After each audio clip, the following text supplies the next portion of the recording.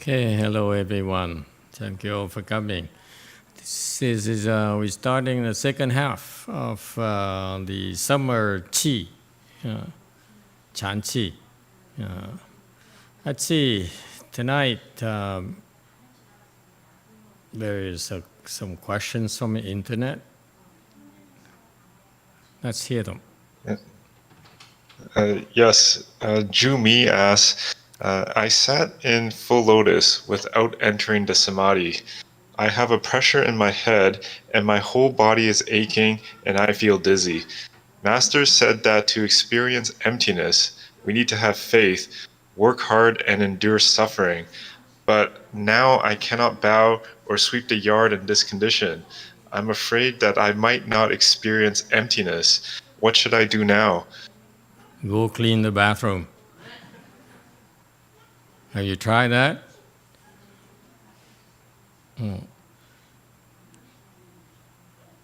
Okay. This is a reasonable question. That is, you follow instructions. How come you're not experiencing emptiness? We're not sure what experiencing emptiness means, but you should follow instructions and do not have expectations that you will succeed. This is contrary to the instructions. There's no one can guarantee you that you will enter samadhi. No one. Okay?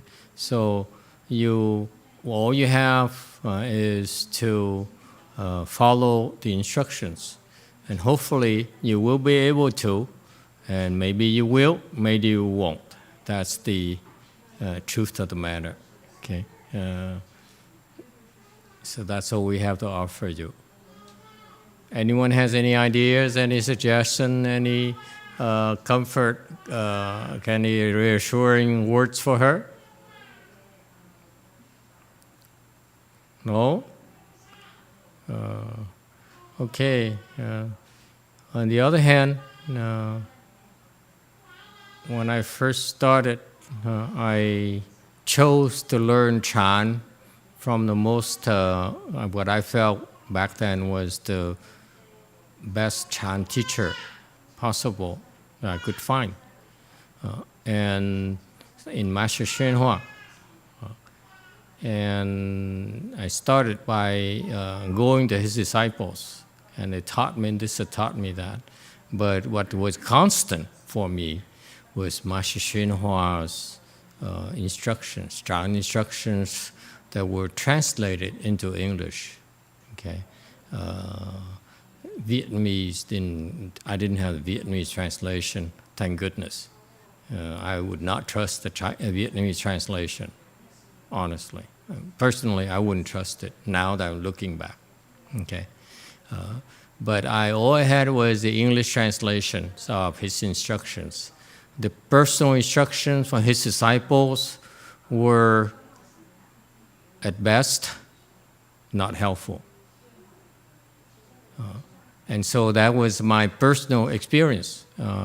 I only had instructions.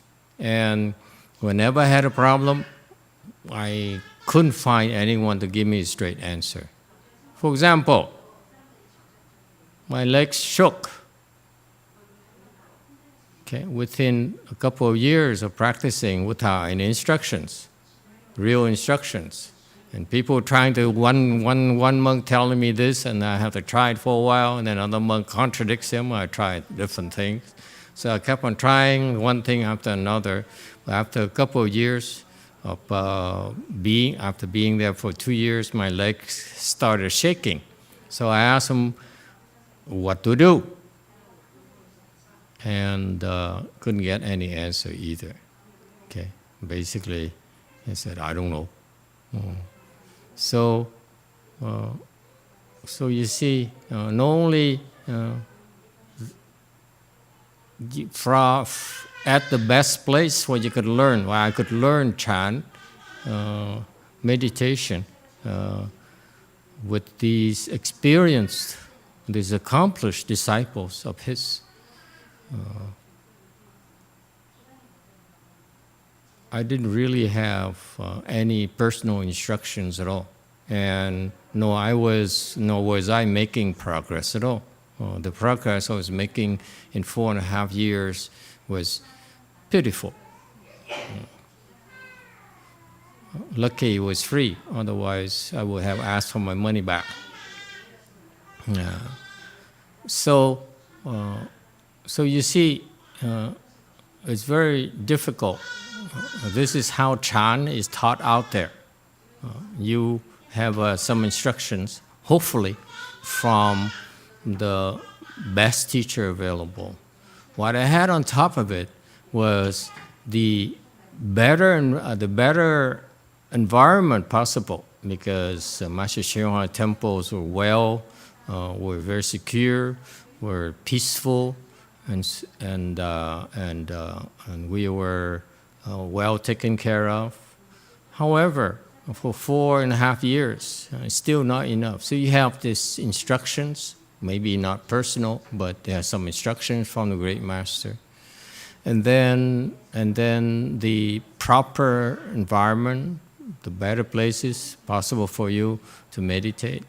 And still, after 4.5 years, I wasn't really making headway at all. And for me, a person of my background, that was rather disappointing.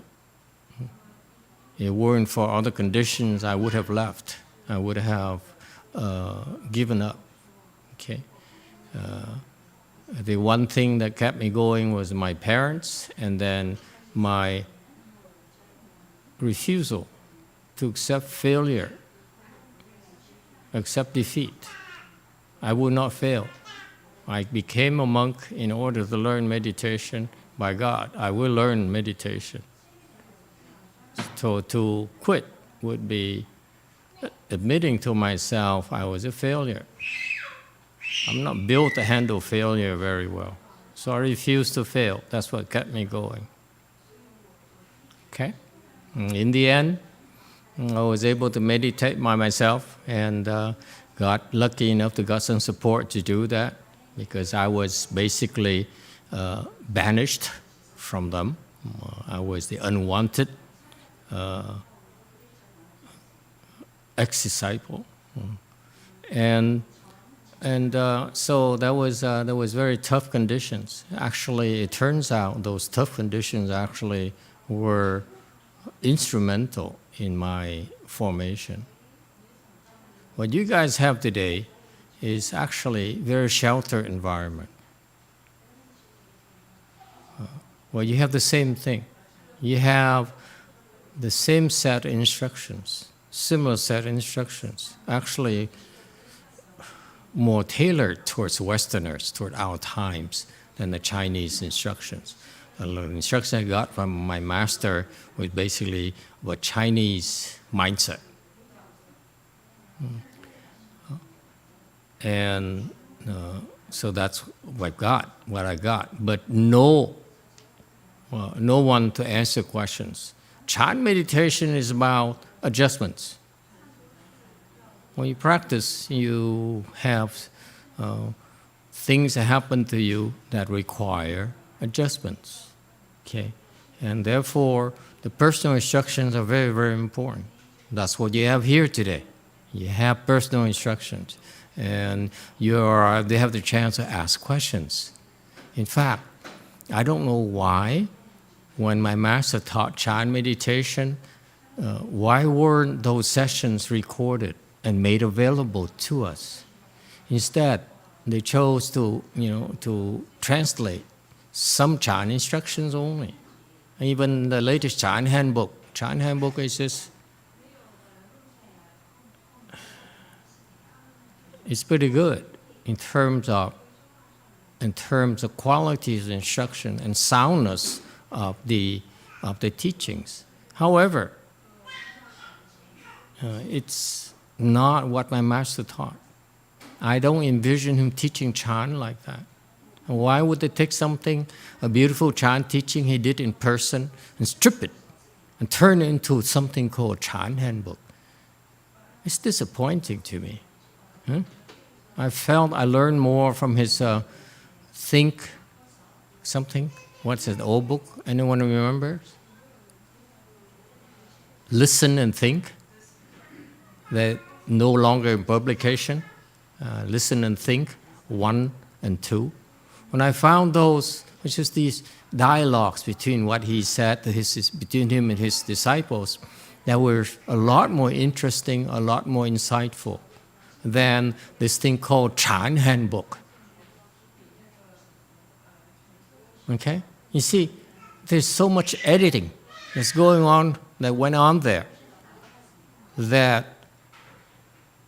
they produce something for the Western audience and that is stripped from the original Weiyang training. It's very, very disappointing to me. So what we're doing is quite different from what I had to experience. We give you a proper environment as well. Okay? Certainly not less protection. Maybe a little bit smaller and more shabby, more typical of the Weiyang environment. But the instructions actually are more catered to you than to the Chinese culture. Okay? Even the Chinese, the young Chinese nowadays, they are actually can understand our instructions better because of their educational level. And so you have all those things. And what you also have is something I never had, is the fact that you have, throughout the last 15 years, people have been following and practicing the instructions. And so you have a group of people who are at varying degrees, from low level for newcomers to pretty advanced levels, beyond my master's disciples levels. So you see, what we did here at our so-called Weiyang style training is quite unique, in that you have, similarly to what I went through when I went for my master's degree. I went to one of the top schools in the country, if not in the world. And I found out it's a very humbling experience, because my peers were terrifying. They were geniuses. They were so brilliant, much more so than me. I was basically ranking last amongst the giants. Okay? And so the environment there I found to be fascinating, because the student body, well, you learn a lot more from the students, from the teachers, because you interact a lot more with the students who taught me culture, taught me the intellect, their frightening intellect. Okay? And so that's what we have here.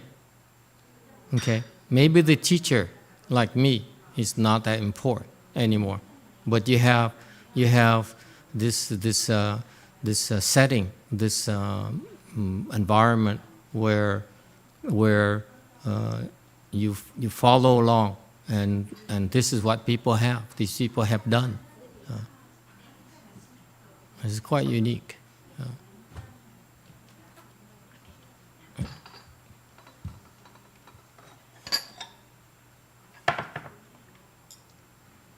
Thank you. Don't burn yourself. Is it hot? No. Nah. See? So, my recommendation to you is to follow the instructions, and you have plenty. You have the proper environment. Eventually, you naturally will be where it's supposed to be. If you work hard enough, you will make progress. That's our experience. Okay. All right. It's quite unique, actually.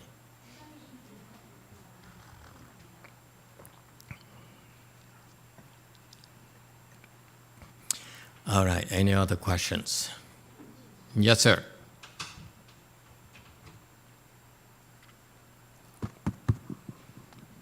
Master, last Sunday when I was sitting in the hall here, it felt like I received a message, and I'm not sure this is good or bad, but it basically is saying that when you sit in your pain, it's basically created by something or some entity. And if you study it or observe and learn from it, you could become, as powerful as that entity. And over time, you understand its tricks, and you can even counter it.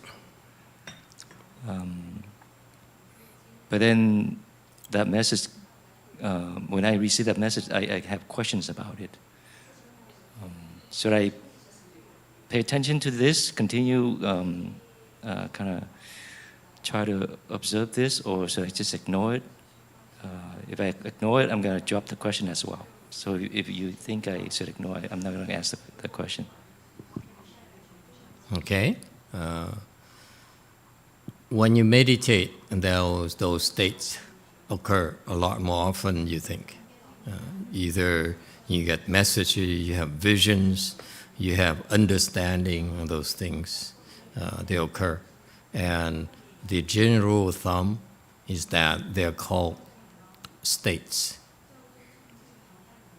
A state of mind where you're able to see a vision, like someone saw a vision in San Jose. He says, I saw some old man, white hair, no teeth. He says, and you still remember? What's so exciting about that? So it's not uncommon. It's quite often a lot of people, when you meditate, you have these states when you're able to see, being able to hear, you have to have some insights and so forth. Those are commonplace. It's nothing to get excited about. If someone says you can learn from it, then you definitely can ignore it. Okay, it's no big deal. All right. If the states appear and makes you rule of thumb, they make you proud of yourself, make you greedy, you make you become satisfied and excited. Oh! I just learned something. I got something. Those are states that you can simply ignore. So basically, when you meditate, these things that happen quite often. Just ignore them. Just watch them. Share it with us. You can see. You can tell them about concubines and kings and so forth. But this is for gossiping. It's never a big deal for us. So what? In your prior life, you were the emperor. What does it do for me, honestly? Huh? What does it do for your improving yourself, for your personal growth? Really nothing. If someone says, follow me and I teach you so that you can learn from me and have the same powers, they're appealing to your greed. That's not our style. That's not meditation. Meditation, you cannot sit there and say, how come I'm not experiencing emptiness? What is the premise of that question? The premise of the question, that premise is greed. I want to enter emptiness or experience emptiness. That's greed. That's not us. Okay? I went to that top school and I was so glad. I didn't learn much. What I learned from it is that these people are outstanding. Okay? It's a pleasure for me to be able to rub elbows with these outstanding people, outstanding minds. They're destined to do great things back in their countries. We have a very international student body, Japan, France, you name it. Okay, and I wouldn't be surprised. I didn't keep in touch with them because I was too low level, not worthy. Okay, but these are destined to become captains of the industries and movers and shakers of their businesses, of their worlds. Okay, and for me, it's so humbling of an experience. It's such a fascinating experience to be able to see brilliant people, geniuses at work. Okay, this is honestly, this is what you have here in this environment. Okay, I wasn't impressed with the teachers. I was more impressed with the student body, which I feel today, to this day, are more brilliant than the teachers. Why? Because they're the one who became millionaires and billionaires, not the professors. Professors just shoot them out. Back then in my world, Michael Porter, whatever his name was, professor at Harvard, made a big deal of himself, talking about theory of a competition. It's all words. It's all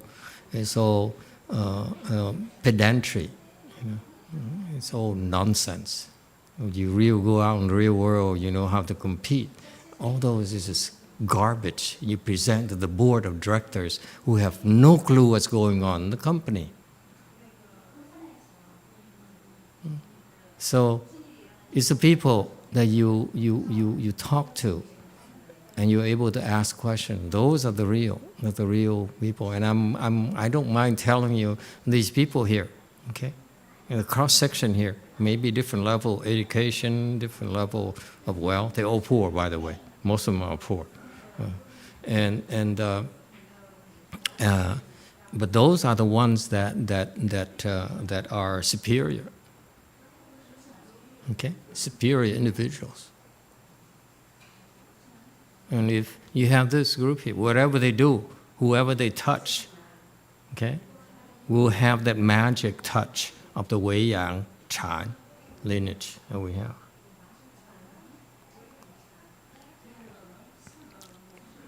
We should be proud of that. It's very tough to stick around here. Okay, these people have extremely high standards. Okay. Yes, Red. A Di Đà Phật, dạ thưa thầy, trong lúc fasting cái tuần đầu tiên á, thì con ngủ rất là nhiều, nhưng mà bây giờ bắt đầu thì con thấy là ít hơn. Thì thầy làm ơn cho con cái instructions. So what should I do? Thank you, thầy.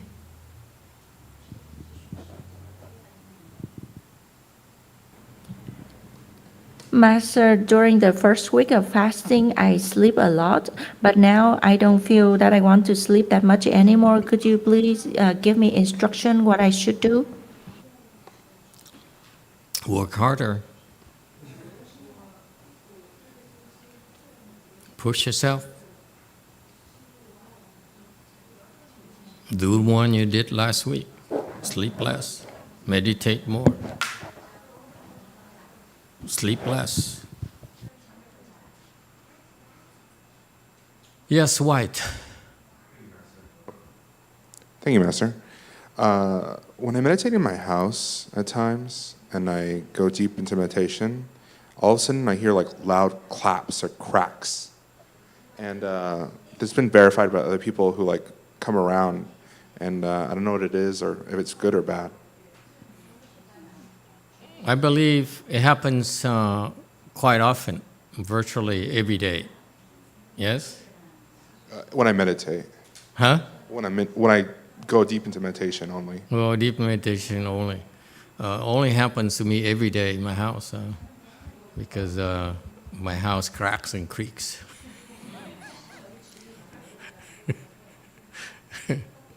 And I became paranoid. What happened? Is there a rat? Is that someone trying to break into the house? I'm very paranoid by nature. So every now and then you hear a crack and a sound. Just hear it. It's clapping. Okay, maybe you were sleepy and someone is trying to wake you up. Don't worry. Just those again. It's a state. You hear those things, you see things, you hear things. It's just a state. Just watch it. Okay? And that's all you do. You just watch it. Don't react to it. That's what the training is about. Okay? And whatever happens, just watch it. Don't get excited. Don't get dejected. Don't get disappointed. Okay? Don't sleep. Fight. Okay? Keep on pushing yourself. Okay? But don't react. Okay? If it makes a noise, make a noise. If the house burns down, let it burn down. Okay? Yeah. Yeah. Because if you're empty, who cares if the house burns down? Okay? And that's how you eventually experience the emptiness. Okay? Yes, Red. 감사합니다, 마스터. 제가 마스터의 그 인스트럭션을 따르면 내가 원하는 공을 체험할 수 있다라는 거래 기념으로 접근했던 것을 사죄드립니다. 그런 가르침을 주셔서 감사드립니다.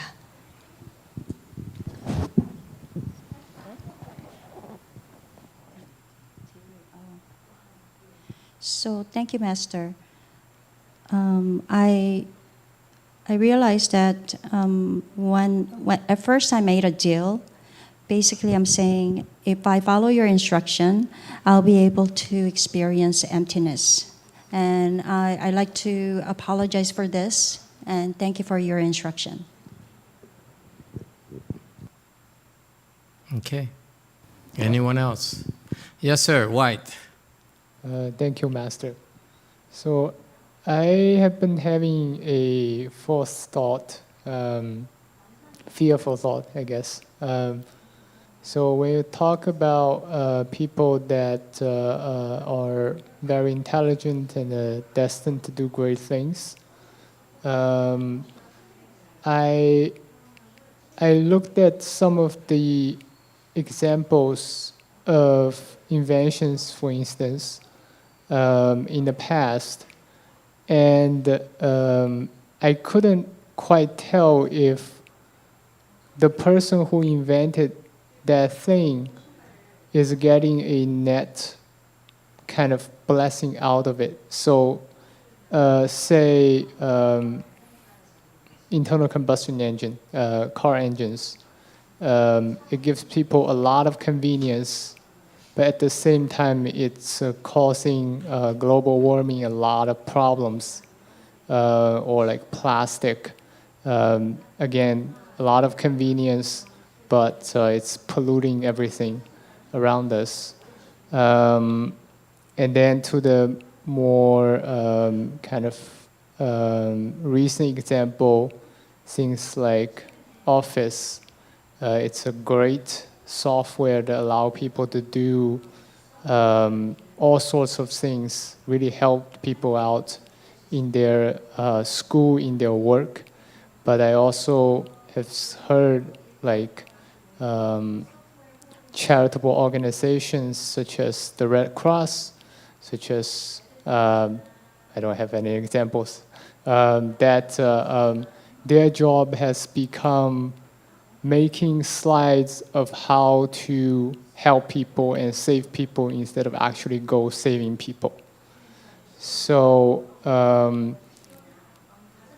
can you explain, like, in this kind of inventions, like,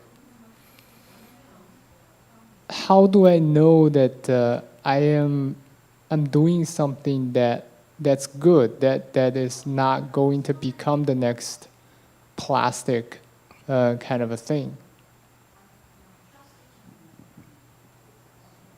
The next plastic thing, kind of thing? That will do everlasting damage as well. Or that you won't create any damages? Okay. I have no idea. I cannot see the future. Okay? So you're thinking too much. And that's exactly what you should not be doing when you meditate. Your habit energy is to keep on thinking about important issues. Chan meditation is acquiring the skills to still your thoughts, to stop thinking. That's a skill you must acquire first, so that when it's time for you to work, you can apply yourself and be able to produce, to be more productive. That's number 2. Number 3, the end result of your work depends on your aspirations. Okay? So let's be real. Number 1, acquire the skills. I'm talking about this group of people here. They develop their own skills because of whatever this thing here is. Okay? It's a magic. You call it magic, whatever. People are able to develop the skills. The skills of what? Chan skills can be summarized as you're able to still your thoughts. Okay? You're able to stop your thoughts. It's a skill you must have first. So you're not even there yet. You can't even stop your thought. You're there sitting there and thinking about what I'm going to do with my life. What I will become. And the answer I can think of is Ke Sara Sara. That's self-confidence that your mother is supposed to give you. Like in the movies. Isn't that beautiful? That's what you should be giving your children. You know, whatever happens, whatever will be, will be. What will remain constant is your heart. Okay? Let me give you a secret. Okay? Why are you able to steal your thoughts? Anyone know? Anyone who's been here a long time, have you figured it out yet? How are you able to steal your thoughts? This is very Buddhist that, thank God, the Christians don't know about. How are we able to steal our thoughts?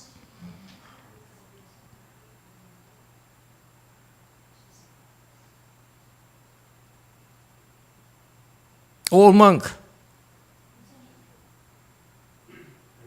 Cái kinh nghiệm của con là nó xảy ra theo kệ nó, mình làm lơ là một cái. Hoặc là thỉnh thoảng mình thử mình nghe những cái đại nhân, chẳng hạn Hòa Thượng Tương Hóa mà đọc chú Đại Bi đó, mình bỏ vô earphone mình nghe, thì tự nhiên mình có may mắn mình nhập định, thì tự nhiên không cần cái gì hết. Dù tốt hay xấu như thầy Sa nói là mình làm lơ đi, giống mình coi phim vậy thôi. Okay.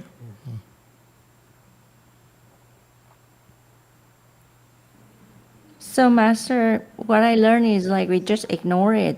And then the second thing you can do is like you can listen to the great master, for example, Master YongHua.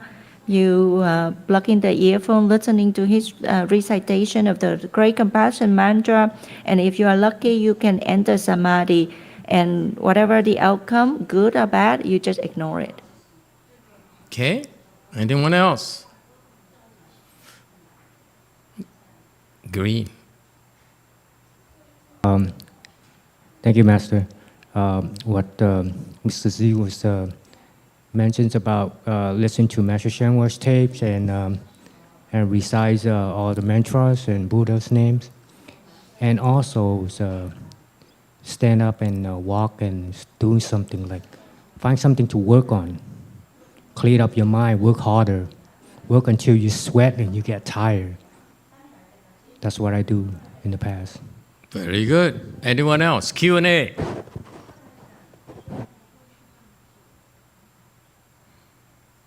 A Di Đà Phật. Dạ thưa thầy, trong cái quá trình tu tập mà lâu năm đó thì con thấy rằng khi mới vào tu thì cái tâm đó gọi là tạp loạn hay là tán tâm, không có thể chú ý được cái gì hết.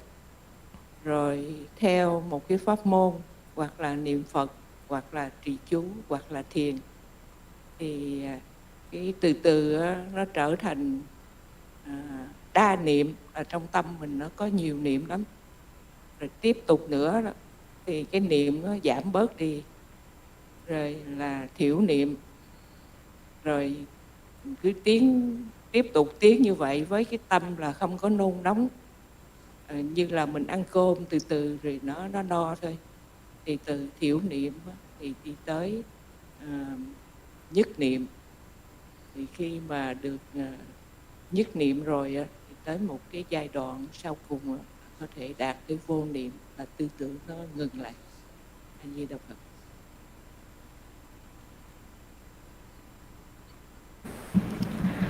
Master, from my personal experience through so many years of practice, I find out like for the beginner, when they first start to cultivate, their mind has a lot of thought. So it's called tạp niệm.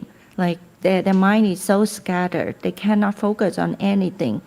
And then if they pick any of the method to follow, for example, recite the Buddha's name, recite the mantra or meditation or whatever, then from the scattered thoughts, they will shrink down to many thoughts. And then if they continue to practice, and then eventually it will reduce to become less thoughts. And then she said, when you practice, you cannot hurry. It's similar to when you eat. If you eat and then eventually you get full, you don't need to be hurry. And from the last thought, you continue, it will bottle down to one thought, and then eventually you will enter the state of no thought, and then all of the thoughts stop.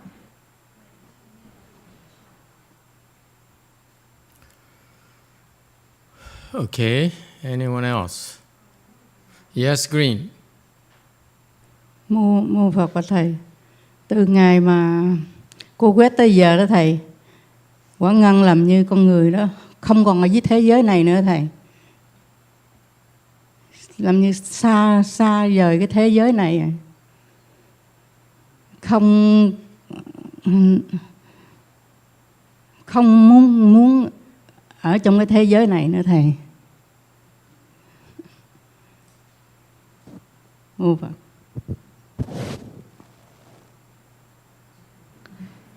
Master, since the pandemic COVID happened, I feel like I no longer in this world anymore. I feel like I'm distancing from this world. I don't want to stay in this world anymore. We should have a going away party for her. Yes, Red. Master, I try many methods. One of them is trying to focus in one point, mantra, all kind of things. But I think the best one that worked for me is the long sit and endure the pain. And especially after the last chanchi, after the fast, the long fast, and I was able to do some really long sit. From that point on, there are not too many thoughts in my head. And it just feels very peaceful. And no matter what happened, I'm always able to come back and center myself. And nothing really matters after that. Very good. So tell Gujin, what would you like to eat on your going away party?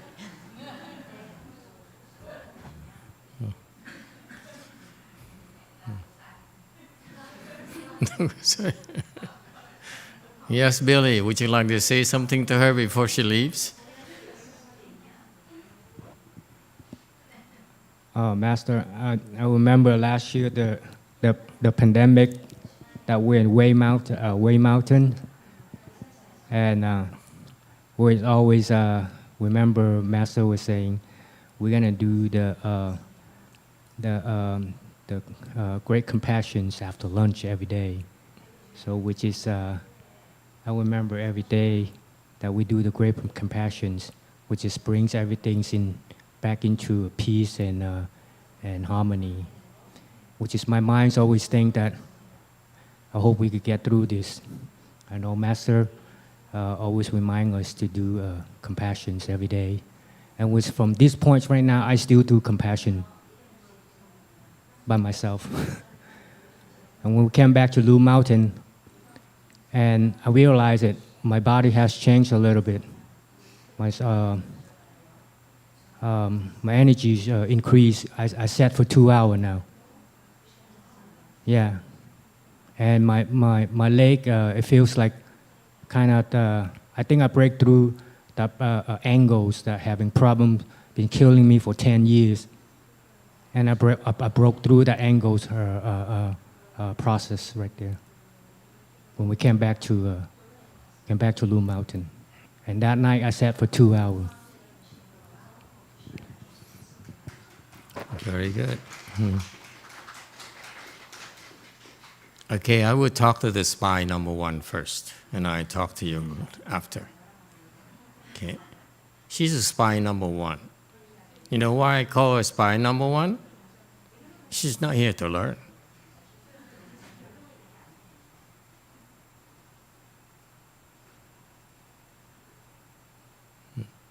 She's here to do her own programs. YouTube comment, go ahead. Cordelia says, Master, I don't look outside, but look inside my thoughts and just watch my mind, but not attached to what I see. Once my mind is done, it becomes empty. Okay, very good. The reason I call her spy number 1 because she's here because she wants to do certain things.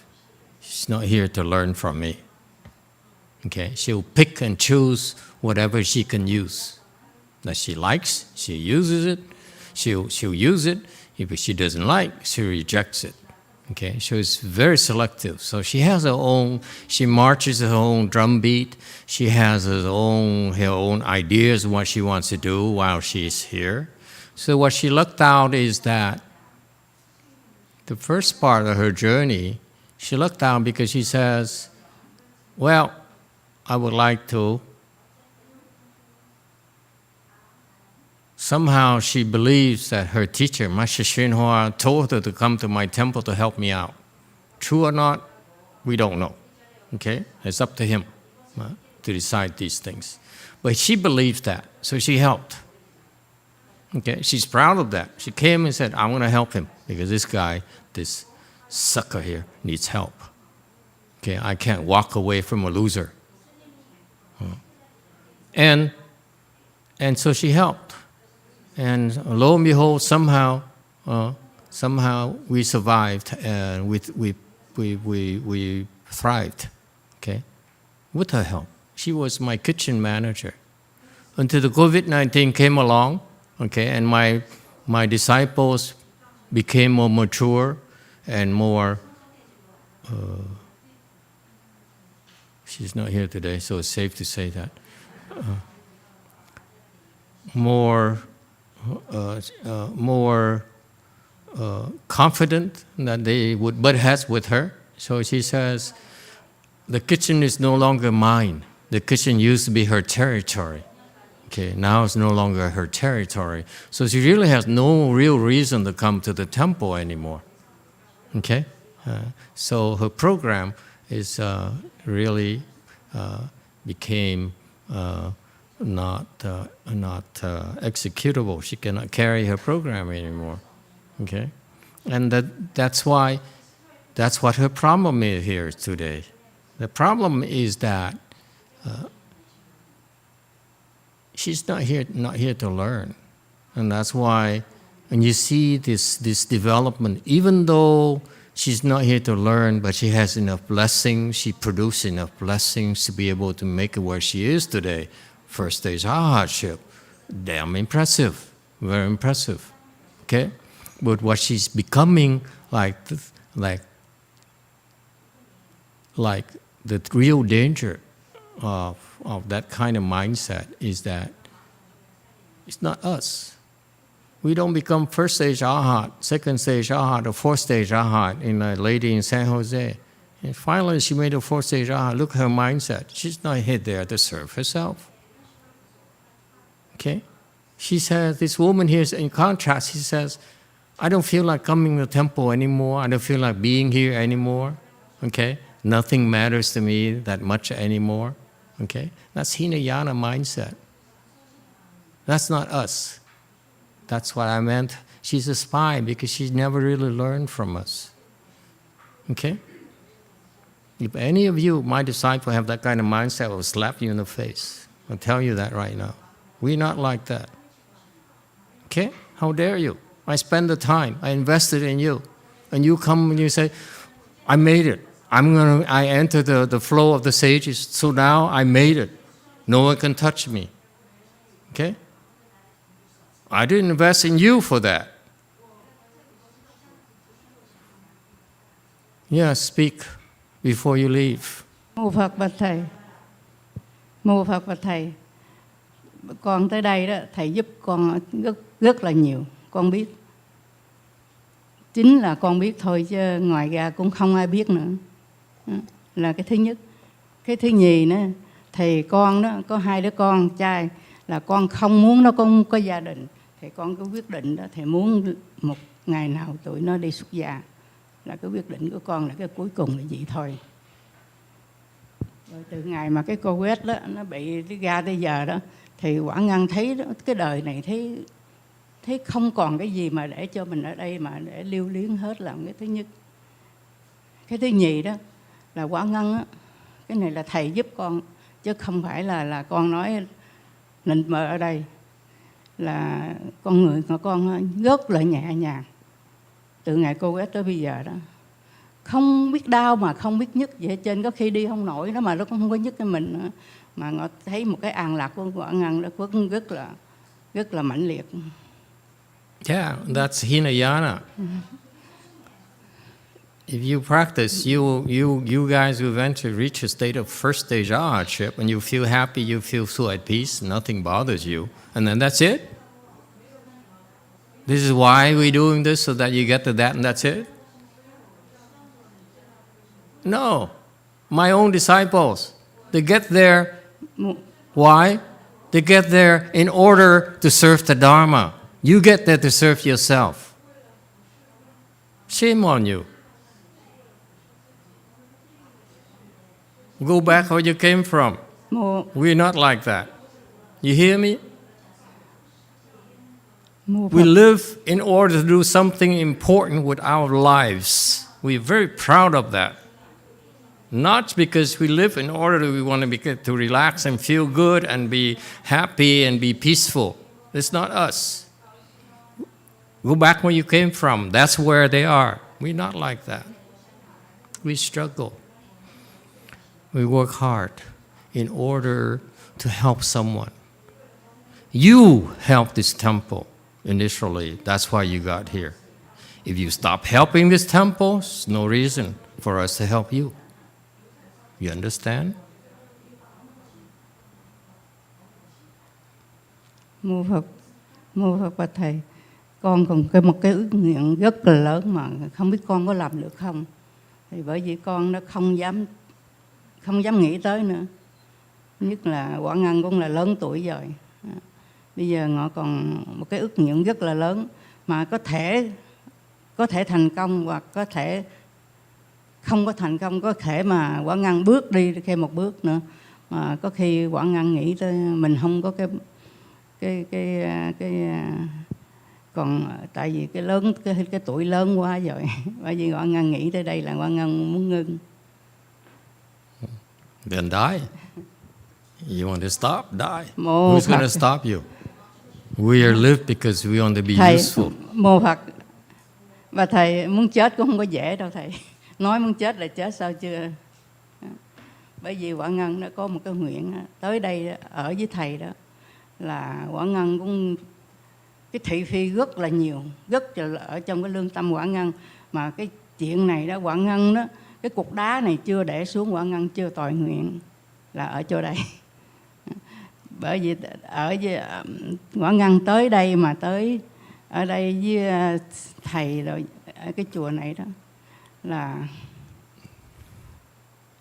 mình ở trong một cái bóng tối, giống ngày Hòa Thượng Tiên Hóa vậy đó. Ở trong một cái bóng tối 10 mấy năm, người ta khinh khi người ta chà đạp. Một ngày nào Ngài ra được một cái ánh sáng rồi đó thì ai nào cũng biết hết trơn đó. Bây giờ thầy ở đây cũng vậy nè. Bây giờ ở trong một cái bóng tối, chứ thầy chưa ra được một cái ánh sáng, quả ngân cũng chưa có hài lòng. Quả ngân hy vọng thầy ra một ngày nào ra được một cái ánh sáng đó, quả ngân mới là cục đá để xuống thôi. Tới đây là quả ngân nói một cái thực tế đó, là cái chuyện như vậy đó. Quả ngân ở đây đó một cái thị phi rất là lớn đó, nó thiệt với thầy. Bởi vì mình nghĩ tới mà vô một cái đạo Phật mình mà đi hộ pháp hoặc là với một cái ở với một cái đạo Phật đó không có dễ đâu thầy.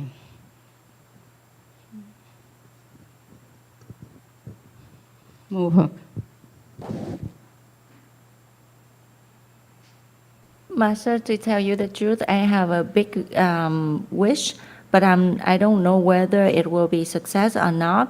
One thing is because I'm too old, I don't dare to step one more step. And the second thing is like, staying with you, there are a lot of gossiping. And then it becomes like a stone inside me, and then it's very heavy. So your state right now is similar to Master YongHua when he still stay in the dark, and then he has to stay there for 10 plus years. Nobody know about him. People criticize him. They look down on him until when he step out to the bright side, and then everybody know about him. So right now you are similar to that. You are still in the dark. You haven't stepped out to the bright sun yet. So that is still like a stone in my mind. And then, staying with you, there's a lot of gossiping. It's not very easy to support the Dharma at all. Okay. Too bad.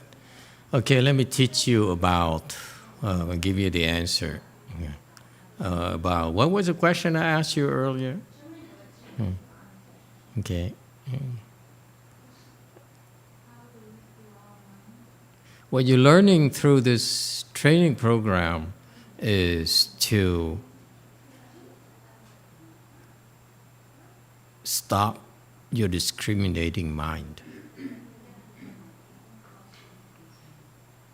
Don't discriminate so much. So this Chan training is designed to help you be less critical, be more accepting. Okay? It starts with when you get up, you talk to people. People gossip, people criticize, people complain, people cry, all those things. You just watch them, just like when you meditate. It's no different. You sit and meditate, you don't move, but you stand up, you walk around, people gossip, whether people gossip or people complain and make a lot of noises and so forth, you don't discriminate. That's also meditation.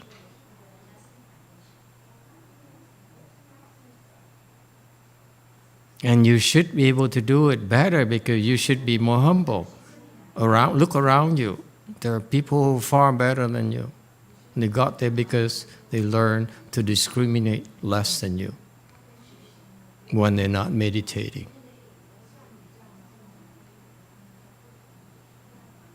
Okay?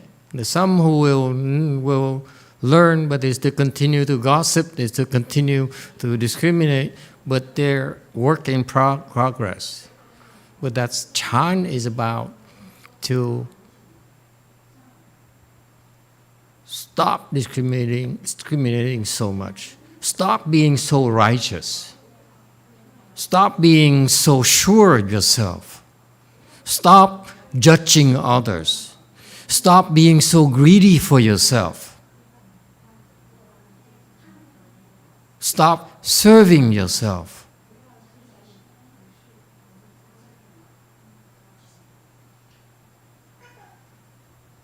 You're so small if you do those things.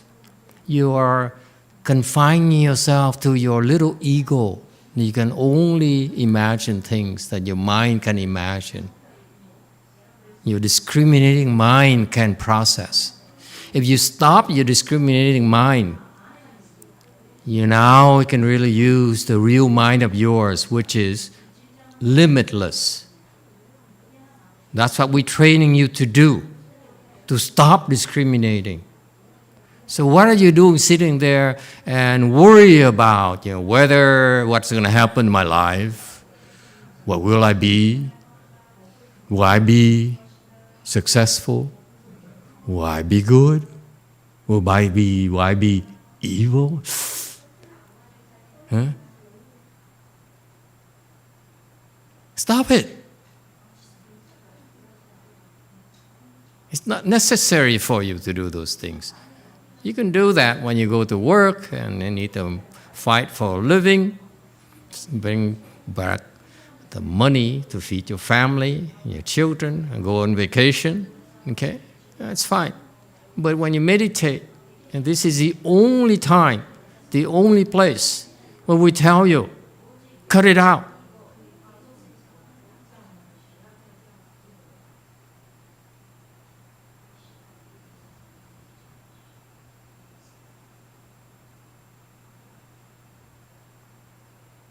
Name another place we can go for that. What kind of training?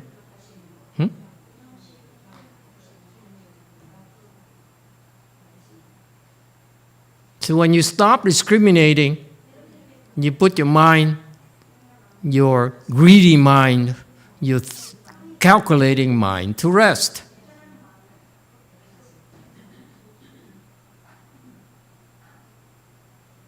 You do yourself a favor.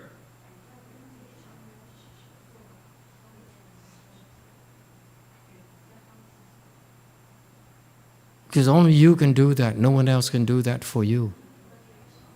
Only we can train you how to do that. No one can train you how to do that. So as your skills develop, there's a caveat.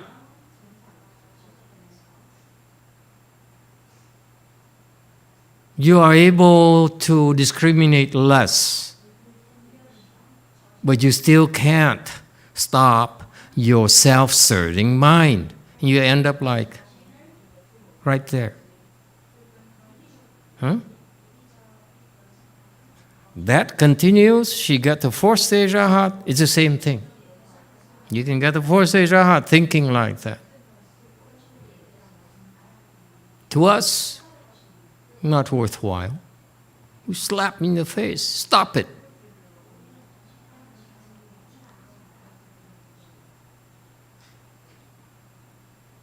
Because if you keep on thinking like that, okay, you will not be able to progress further when you get a little bit higher. We know that.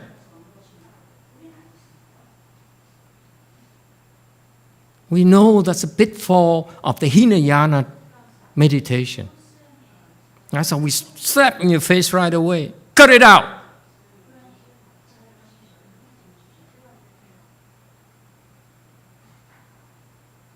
The reason I'm yelling at you and I'm using harsh words for you right now is also helping plant the seeds for you so in the future, you heard that already. Cut it out.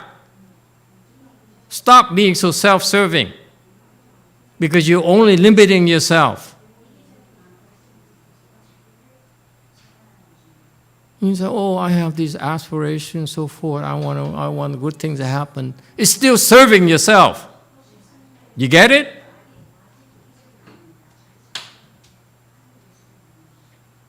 We're not like that. We're serving the Dharma.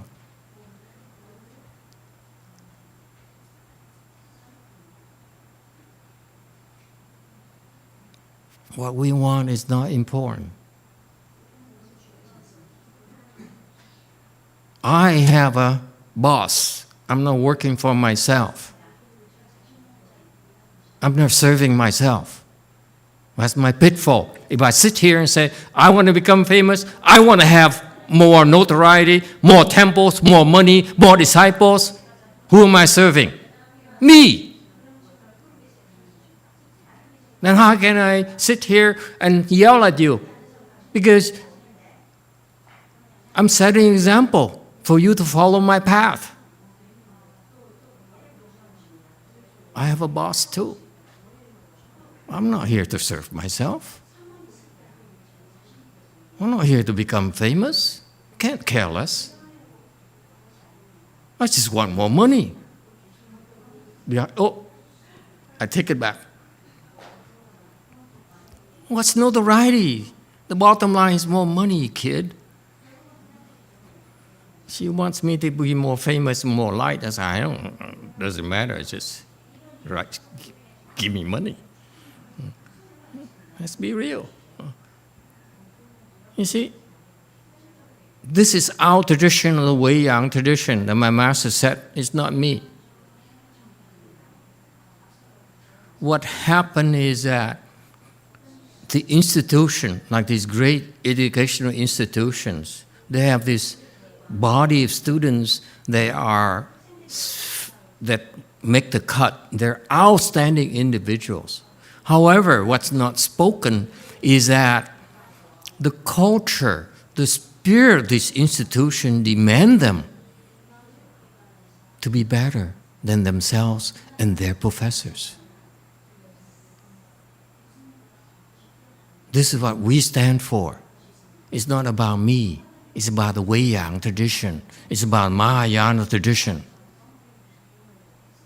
So all you're doing right now is to learn the basic, the fundamentals on learning to put an end to your discriminating mind, that no one else can give you the training.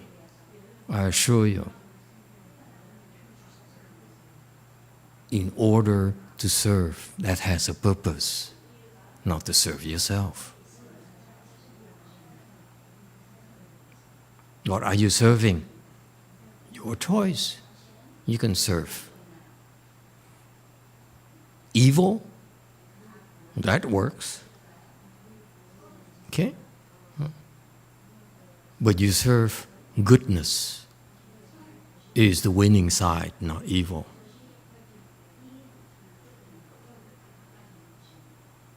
What do you want to choose? Serve the losing side or the winning side? Your choice. If you choose to serve to the winning side, then your heart has to be good. You cannot kill, you cannot steal, you cannot lie. You cannot be greedy. You cannot be angry. You cannot harm others.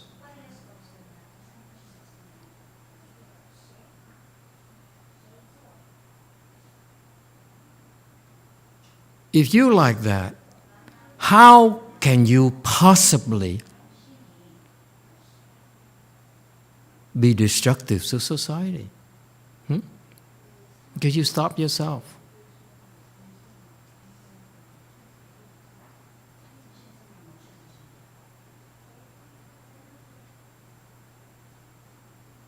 Yes, sir, White. Thank you, Master. A lot of what you just said also spoke directly to me, and I'm sure other people felt it. I feel like part of the main motivation of getting into Buddhism was to lessen or end my suffering. And once I reached a level in which I had enough control of my discriminating mind, in which I can bring about a level of bliss throughout my daily life, I also felt an emptiness. Because the reason I was going for this bliss was so that I wouldn't be a bother or nuisance to others, because I wouldn't weigh my problems, that my problems wouldn't weigh them down. And then once this bliss came, I felt like I couldn't connect with other people because I no longer suffered as they suffered. And it's been a big impediment to my growth. I've tried to cultivate compassion and loving kindness and these feelings that will allow me to serve others, but I've always had a deep yearning to serve others and bring about the best in all people. But this feeling of disconnection still lingers and causes a lot of fear in me. Do you have any suggestions? What is unspoken is that it's a lot of fun. It's very rewarding. You feel good about yourself. And you don't talk about it. That's what you find in these people.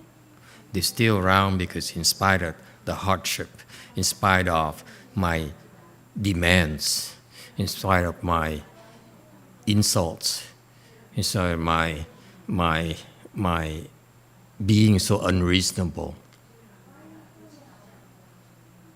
they find that their joy of life grows and grows and grows and grows. That's why we're doing this, and we don't talk about it. I'm doing this because it's hard, but there are a few moments there, a few split seconds during the day, maybe during the week, where you say, wow, this makes sense. I feel good about my life. Feel good about what we do. Okay? We have tremendous challenge that to be trailblazers and take a stand and say, we're going to stand for goodness. I don't care. You don't like it. You can slander us all you want, but this is what we do. Okay? We follow this Mahayana tradition. We're setting the standards for Mahayana traditions in the West. Okay? It's not something that you can sit there and conjure up or imagine. It's something that you discover, that these people around you discovered as well.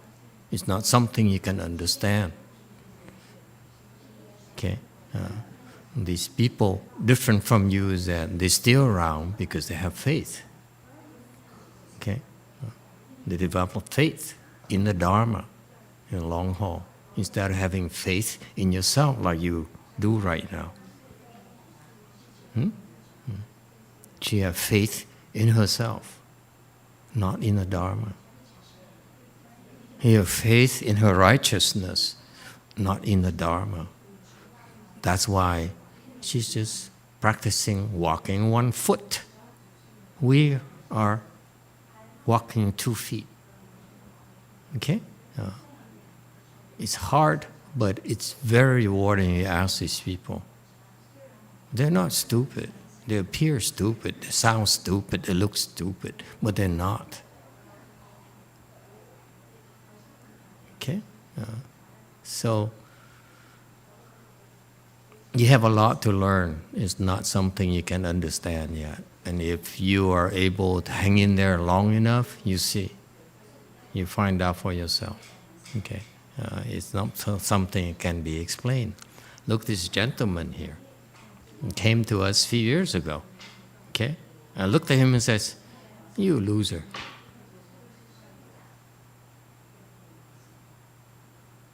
You're smart, but you're a loser.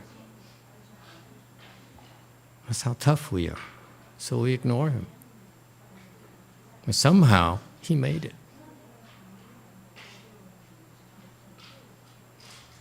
And you feel better, sir, about yourself?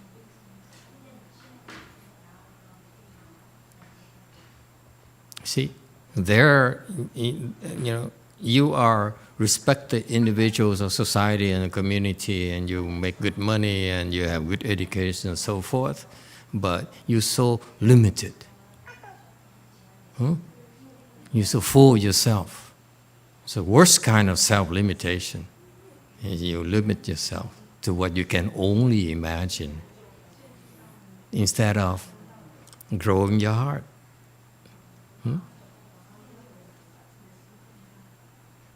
You grow your brains, you grow your imagination, you grow your logic. We do here, this you can do on your own, you don't need us. We do is you help grow, make your heart bigger and kinder, and more compassionate. That's what this program is about. Okay? So you learn first is to go through these drills in order for you to learn to temper and slow down your discriminating mind. That's what happens, okay? And along the way, your heart will grow bigger and be filled with more kindness and compassion. That's what they don't have over there. Ours is different. Your heart, our hearts, they have a lot of faults. Our minds are unbalanced, but our hearts are kinder and more compassionate. That has to be grown, has to be harvested. You don't need us. If you want to work on your brains, you can go anywhere and do that. Okay, and that's a requirement for you. Okay.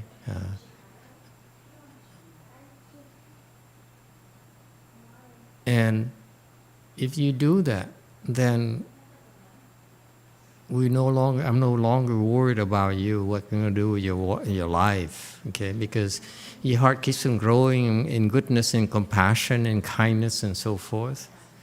Whatever you touch will be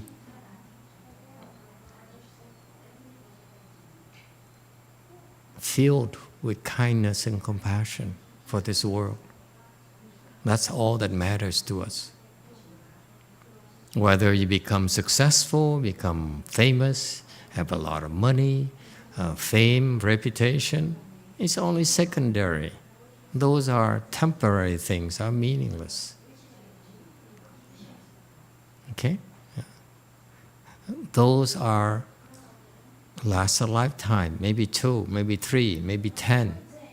But the kindness and compassion in your heart will last forever and grow ever bigger, lifetime after lifetime. This is what the seeds we're planting in you. The seeds of greatness in kindness, greatness and compassion. It keeps on growing and growing and growing. Okay? We're not content where we are right now and say, I feel so detached, I feel so peaceful and blissful. That's Hinayana. See, that Hinayana mindset. To us, You want to continue to struggle. Struggle to do what? To continue to refine and grow our heart. It takes work. You cannot rest. We don't rest in our laurels. None of my disciples who are higher end are resting in their laurels. I would not allow them. They don't have a chance to rest on their laurels because there's still work to do.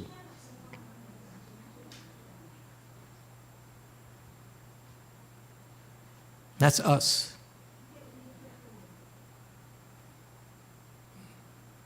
That's our Mahayana. Okay? When I am done, when I'm gone, I hope my disciples will continue to do that.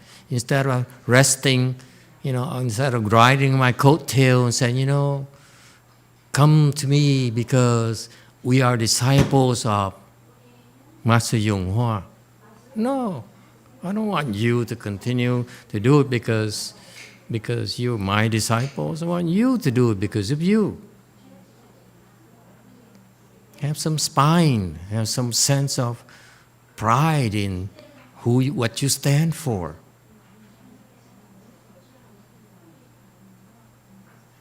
Continue to contribute. I'm proud of the tradition my master brought to this country, the Wei-Yang tradition, the Mahayana tradition. So I want to contribute, add to it, instead of just hiding in his shadow and be comfortable. Not enough. That's not the Mahayana spirit. As long as I can still have one last breath, okay, I continue to work and contribute. That's what my master did. It's so loud and clear to me. You know, he couldn't even walk. He couldn't. His body is in great pain. What did he do? He came out and taught me. He said, "You should do this, should do that." On his dying breath, it speaks so loudly to me. That's what the Mahayana he represents. How can we claim to be his disciples and yet only rest in his laurels? And geez, what I've got so far, what I got from him far surpasses anyone else's. I can simply rest in my laurels and my accomplishment that would be worthwhile of a lifetime. No, that's not our spirit at all. Continue to grow, continue to contribute. That's how you show your gratitude to your teacher. You hear me, children? Don't be like that. Don't be like the spies. They say, I like this, I like that. No. That's why he's invincible. That's why we're invincible, because we are relentless. Okay? YouTube question. And Daniel asks, isn't serving yourself essentially serving the devil?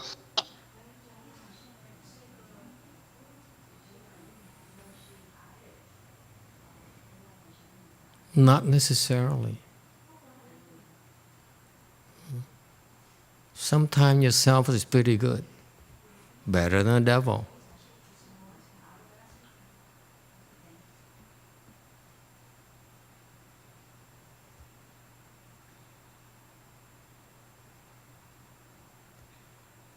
Anyone else? Spy number 2.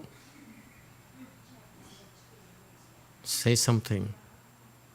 Master, I don't know if my observation or I have a theory. You could tell me it's wrong. It looks like Master XuanHua's disciple, after Master XuanHua passed away, I think they have, there is obviously a physical change, and they seem to not have to work as hard, and maybe their progress also stopped. Now, for us, maybe this question is too early. What should we do to make sure that even when Master is not here, that we don't, I don't just become a fat lady, or my progress stopped, that we could still continue be as diligent as while Master is here and continue to make progress instead of lacking off. Thank you.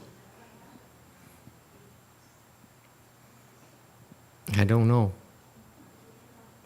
If I had the answer, I would have retired already. Okay? I'm lucky in that I'm able to observe my master and his disciples. One thing that I learned is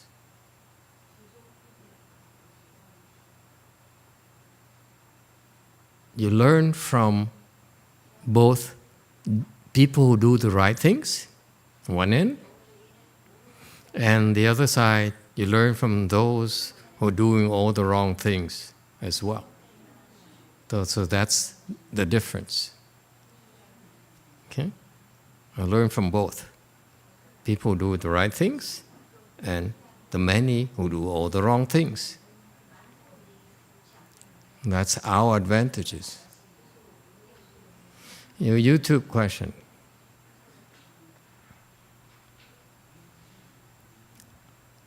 Tiango asks, Master, could you define the difference between to still one's mind, single-mindedness, and no thought? What do these three things mean in Chan? It means something you will experience when you go through this training program. You experience all those things. Still in your thoughts, single-mindedness, and all those things. Okay? It's something that our students experienced. Okay? And fundamentally, the results speak for themselves. If your heart stops growing, then your level is pretty low. That's why it stops growing. It's like typical, you know. I've made giant strides. I got where I never could imagine I could be. I'm satisfied. Okay? That's when you die. You should die. You're useless.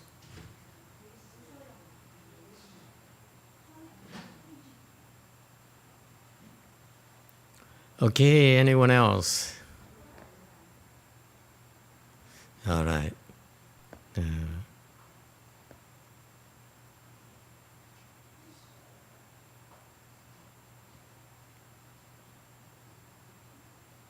Okay, let's learn from the great master. See what we can pick up some real Dharma.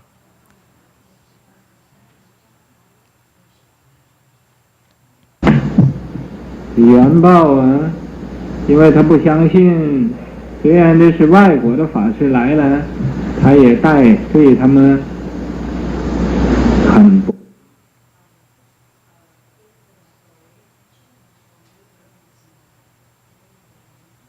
多的，就是爱吃斋的人，要把这个斋饭调理好。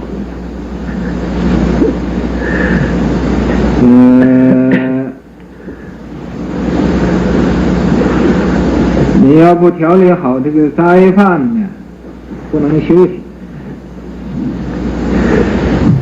所以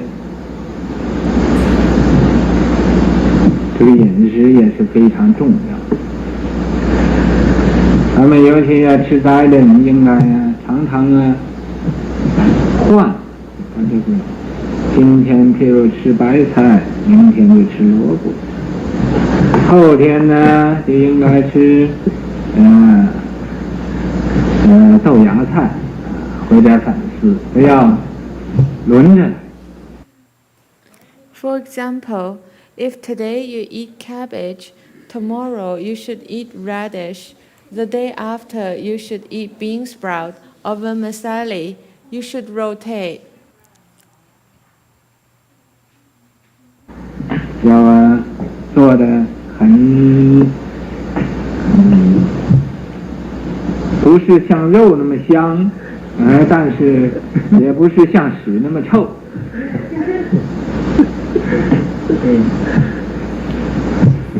边吃呢，才比较会好的。Need to make it in a way that is not as fragrant as meat, but also not as stinky as poo. That would be better. 咱们这个元宝，它要这个斋菜做的也半生半熟的，那个饭呢煮的也是有一半硬，有一半烂，就是都是半生熟的这个大料。 This Yuanbao's vegetarian food was half cooked and half raw. The rice was half hard, half watery. Everything was half cooked, half raw. 这些个人吃的都没吃饱，都没吃饱。这个元宝他也看得见，看这些个出家人都没吃饱，他们这都不吃了。After eating, these people weren't full. They weren't full. Yuan Bao also saw these left-home people all stopped eating before they were full. 吃了元宝就说：“哎，你们都没吃饱啊，再吃多一点，不要紧啊，你们很少到我这来化缘。” They stopped eating. Thus, Yuan Bao said, you are all not full, eat more. It's okay. You really come to my place for alms begging. 这个你们吃一定要没有好供养，一定要吃饱啦。你看这个角贤法师就说什么呢？ For food, you must. I don't have good offering, but you must eat till you're full. Dharma Master Jue Xian said. What did he say? 说是你呀，心太小了，你供养的心呢有限，有限呢就是有一个限度，你不广大。He said, your heart is too small. Your offering mind is limited. Limited meaning there's a limit. Your mind is not vast. 所以现在你的饭已经没有了。你还叫我们吃什么？元宝而不。Now that you have no more rice, what would you like us to eat? 相信说，就叫人说不会，你快添饭，叫人给添饭，这个。Yuan Bao didn't even believe him. He then called the servant. No, add more rice quickly. He called the servant to add more rice. 添饭的人说没有了，要再另做。元宝，和尚他也没有到厨房去看我的饭。The servant who adds rice said, "We are out. Need to make more." Yuan Bao felt strange. The monk, he didn't go check my rice in the kitchen. 他就知道没有了，心里就有点呢，很奇怪了，奇怪怎么又过了一。How did he know it? How did he know it is finished? He felt strange. 一个时期，他就问这个会官，这个会官是中国人呢，他就问是这个啥呢？是何物？是怎么？ After a while, he asked Hui Guan. Hui Guan was Chinese.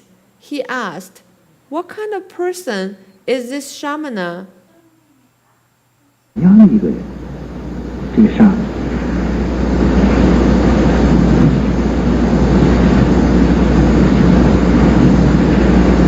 会官说这个沙德高无量，说他这个道德最高无量。 What kind of person is he? Hui Guan said, "This shamana's virtue is high and unlimited."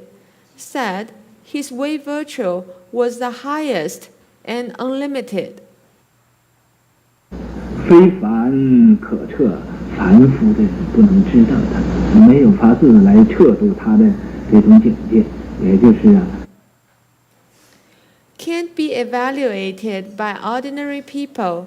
Ordinary people won't know. They have no way to evaluate his state. 不可思议这种境界这个缘叹气了，这世界还有这样的。That is the so-called inconceivable state. Yuanba was even more surprised and sighed. There exist such people in this world? 很认为他不可思议了，于是乎以后就请他到这个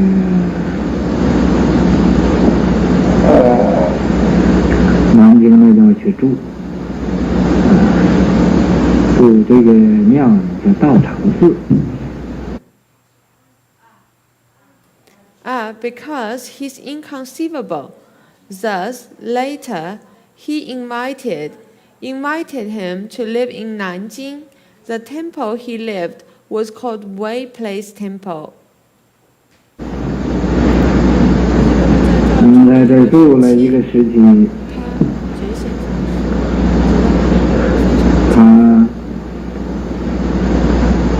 非常的简朴，和这个中国人呢这种的习惯呢完全不相同。They lived there for a while. He was very thrifty and simple, had very different habit from the Chinese. 当时所以就得到很多的中国的这些比丘比丘尼恭敬供养。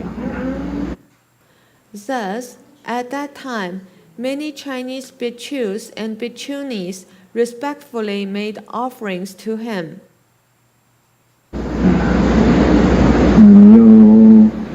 以后他又翻译的《华严经》，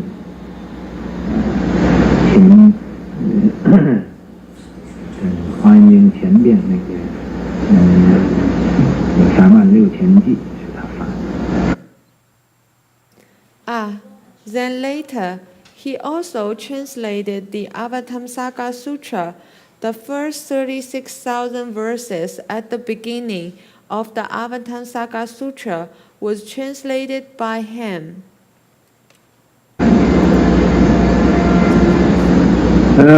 在这个时候又帮着法显，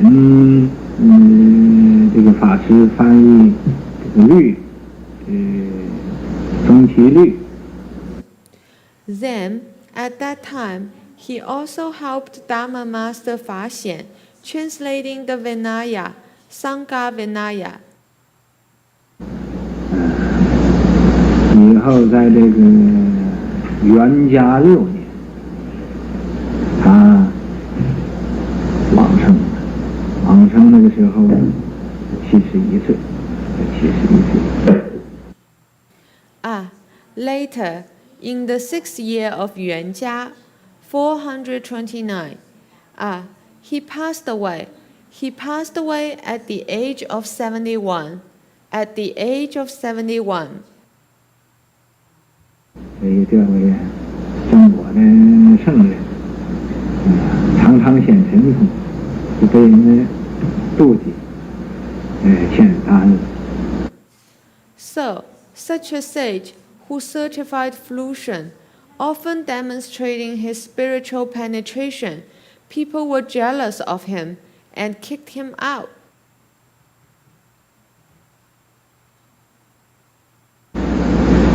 那么在他的这些个弟子里边，只有40几个对他是真正相信的，跟着他走。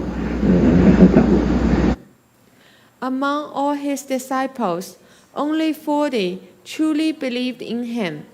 They escaped with him, followed him. 那几百都跑了。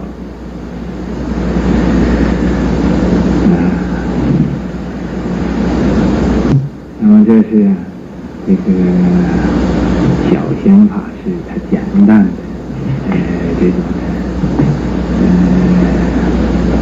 律例。The other several hundreds all ran away. Then this was the simple biographical note of Dharma Master Jue Xian.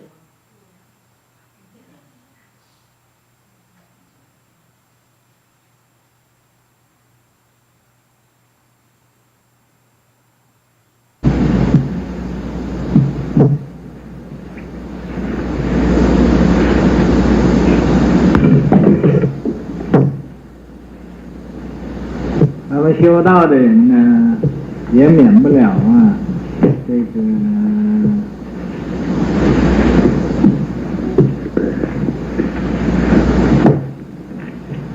沽名钓鱼的心。什么叫沽名呢？ So, cultivators of the way still cannot avoid the mind that buys fame and fishes for reputation. What is buy fame? 就是啊，想办法买一个好的名字，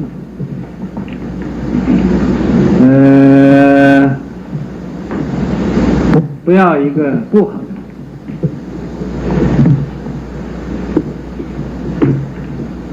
所以修道的人一比呢，他就不比旁人，就4比6。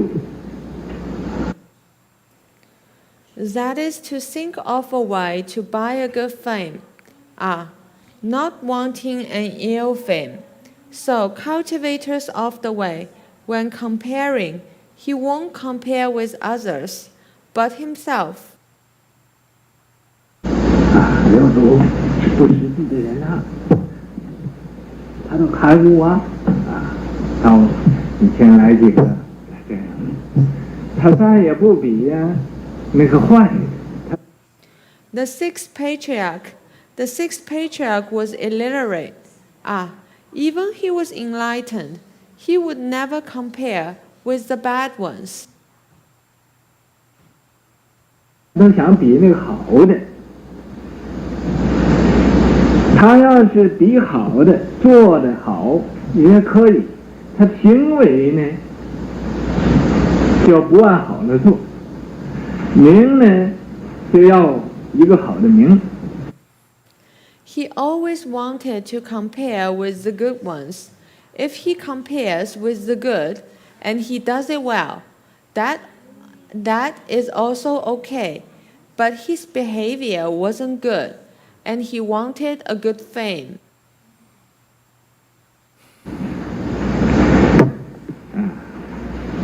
有一个居士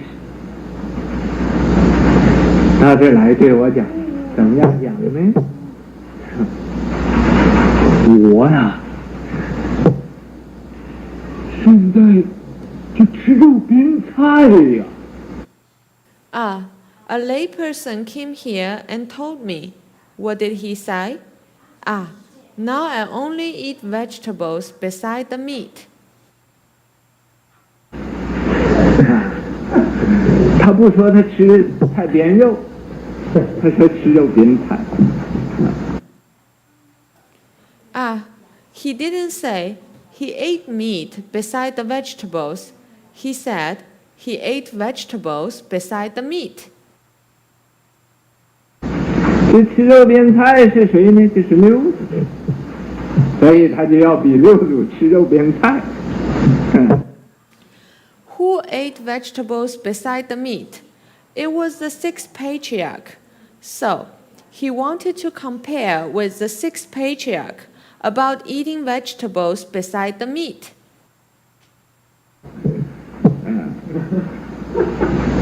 他不比那个吃菜边肉，他要比吃肉边菜。 He didn't compare with the ones who eat meat beside the vegetables. He wanted to compare with the ones who eat vegetables beside the meat.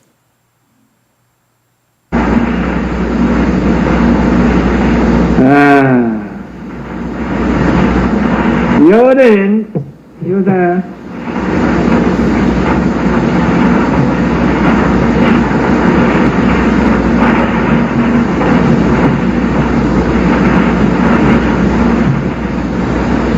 这个给自己呀打算，说我怎么样能叫人相信我？ Some people also plotted for themselves.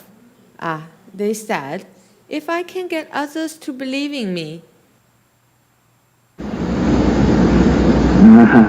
得想办法，想什么办法？哎，就是用点神通啊！我变一个戏法，就大。Aha! Then they would think of a way. Think of a way. What is that? Ah, it was using some spiritual penetration. Ah, playing a trick. 看着我这是很奇怪的一件事，他们也相信，所以这种的用心未免太苦了。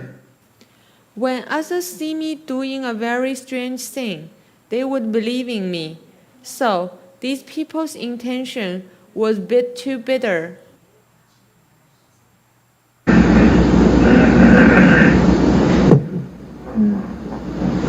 那么究竟怎么样呢？究竟这小孩子，他不用心，对着妈妈发脾气，完了就忘了。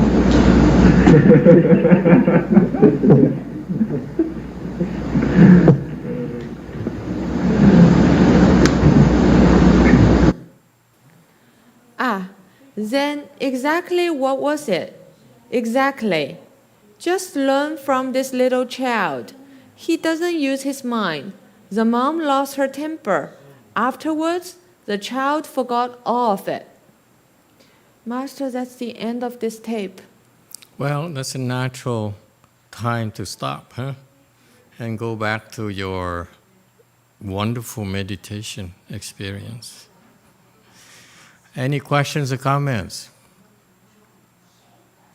Not only the master said when you eat vegetarian, make sure you change, you have variety. So that's good for a balanced nutrition. Similarly, when you engage in spiritual practices, it's the same thing. You also need to have balance. You cannot expect to have good experiences. There's also bad experiences as well. Okay. In fact, the nature of our practice is a little bit more demanding, so you will fail more often than you succeed. Okay, and that's by design. You learn a lot more from failure than success. That's my personal experience. I failed and failed and failed day after day after day after day. Okay, and I'm still failing day and after day after day after day. Okay, but those failures are eye-opening in that, and you learn a lot more from that. Because when you succeed, there's no need for you to change. But when you fail, the more miserable you fail, the more incentives you have to change and improve and succeed. Okay,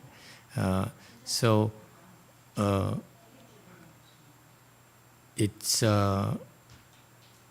don't be afraid of hardship. Don't be afraid of failure. Whether you get recognition or you get some benefits will naturally come to you because you earned it. You don't have to worry about when you're going to get rewarded, when you're going to get promoted. Okay, contribute. When you go to work, give your all, give your best. Okay, contribute. That's all you do. And whether you ignore it for 10 years, 15 years, doesn't matter at all. You just do what's right. Okay? That is our spirit. Okay? Do the right things. And the reward will take care of itself. You do the right thing, the reward is right there already. Whether you see it or not is not that important. Whether you become famous, whether you get a promotion, it's only secondary. Okay, There's a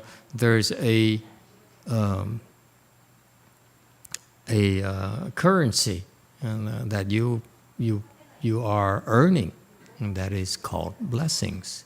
When you do the good things, you do the right things, you're creating blessings for yourself. That's yours. No one can take it from you. No one. Okay? So your hardships, your failures, while trying to do a good thing, will create a lot of blessings for you. Will bring you success later. Okay? So it's natural. Don't worry about success. Don't worry about reward. Okay? But you should do better than this monk here, Jue Xian. I feel he's an eminent monk for the Chinese back then, because back then there weren't enough virtuous monks. But for us, our standards are a lot higher than this. He's Hinayana, if you will. In my standards, he's Hinayana. He lacks the expedient skill and means. He's too raw. He reveals his skills without realizing when you reveal your skills like that, you're harming others. You're creating a lot of problems for others. Okay? So he's too focused on himself, on his. So that's typical of these people. They know they're right. They have the skills to be right, and they're not affected by others. But in doing that, he's not necessarily optimal for him. Okay, to me, he sets a bad standard for his 40 disciples who follow him. Okay, they are too narrow-minded. Okay, so that's unfortunate. Any questions or comments? Yes.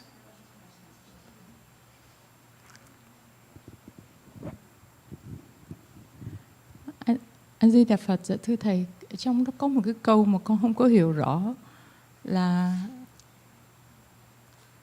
khi mà compare với lại a good one and you gain fame, so con không có not clear about it, thầy. Thưa thầy giải thích cho con. Dạ, A Di Đà Phật.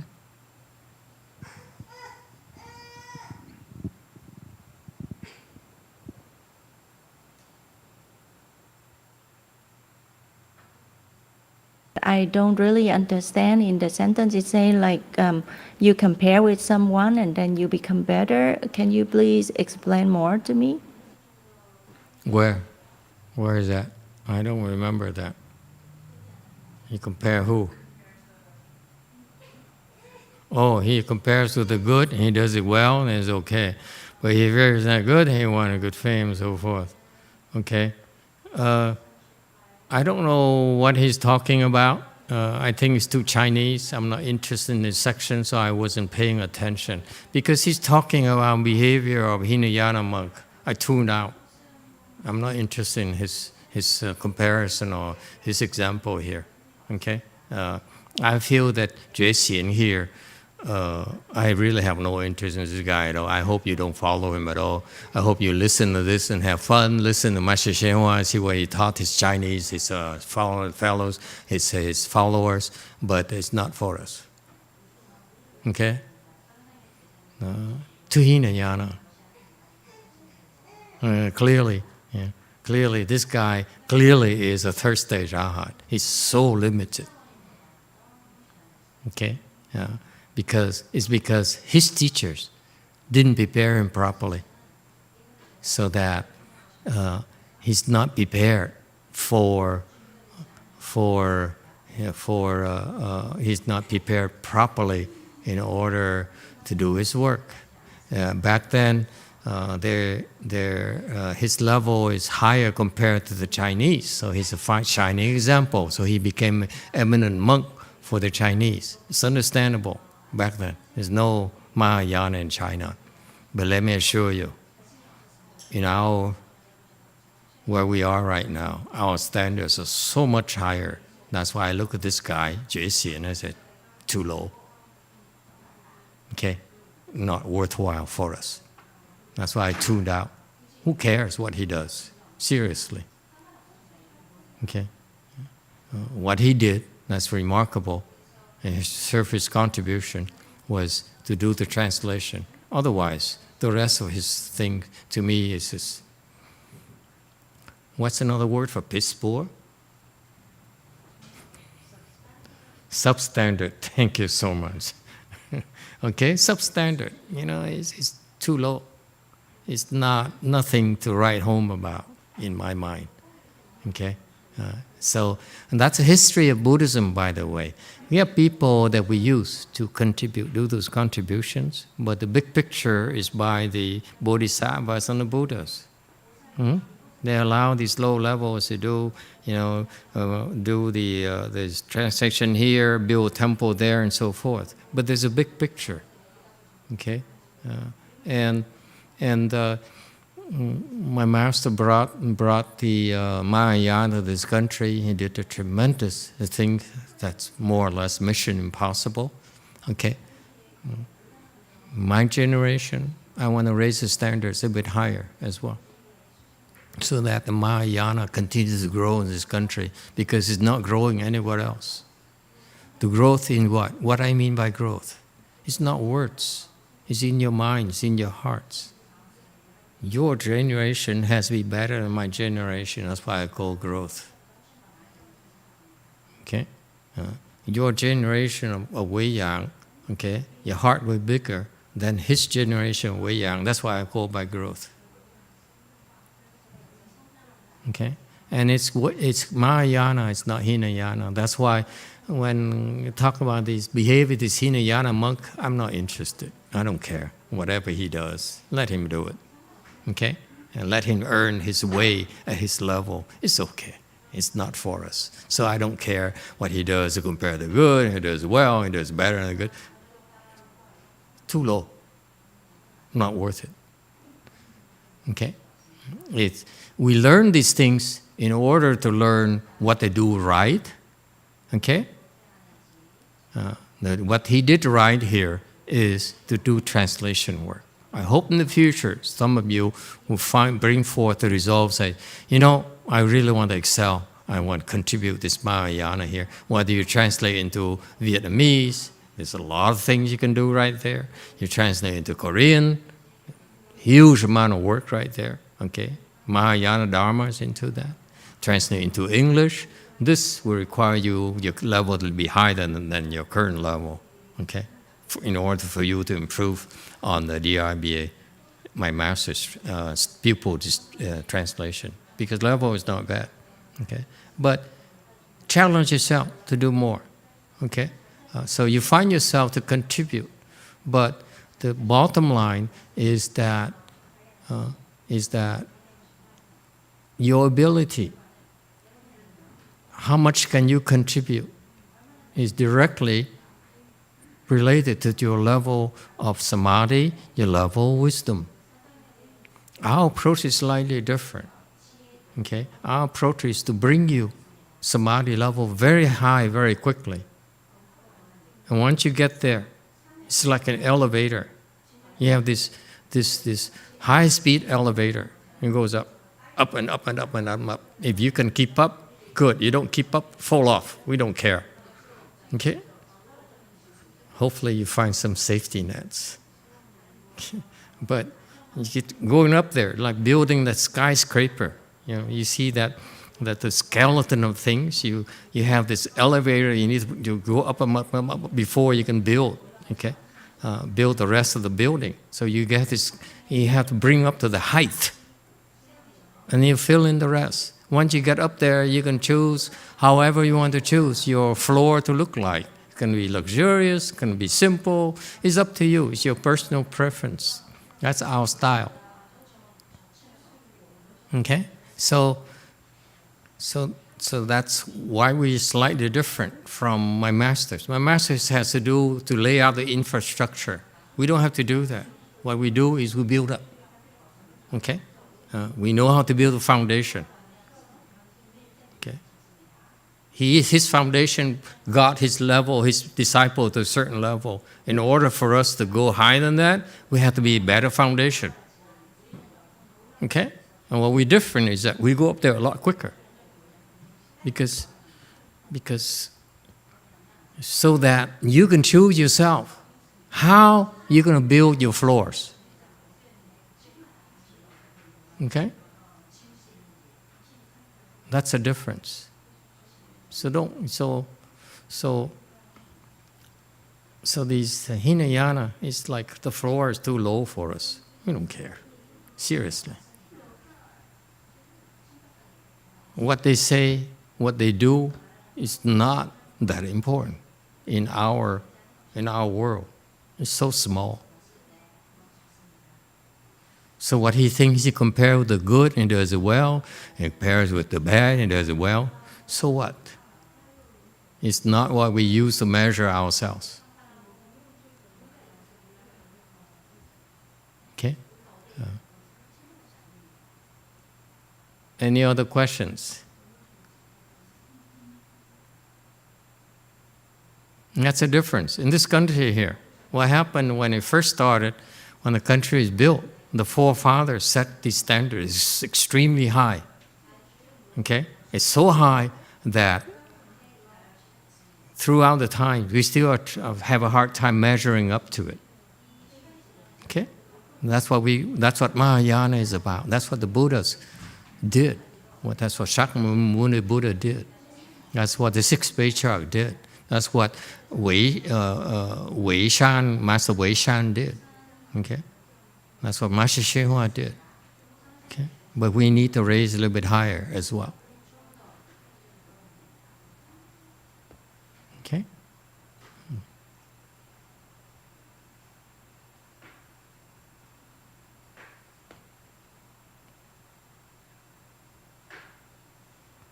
If you look at the story of this guy, he has a third stage rahat, and he came with some translation skills, some language skills. Okay? That's possible. And that's your contribution. So the point is that I look at this story as a guy who reached his level in competence, if you will. He reached third stage rahat. That's all he got. So when he got up to that third stage rahat floor, he built his translation skills. That's his contribution. Okay? I would like you, in the future, to go a little bit higher, so when you decide a lot higher, and you decide to do your translation work, will be a lot better than his work. How's that? That's what matters to us. Okay? We're not easily impressed by the volume of contribution. We look at the quality of translation and say, yeah, it's pretty good, but it could be improved.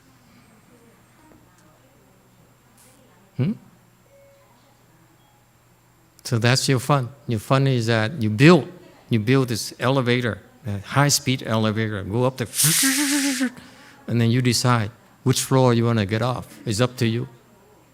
No one will stop you. You choose which floor you want to stop. Okay?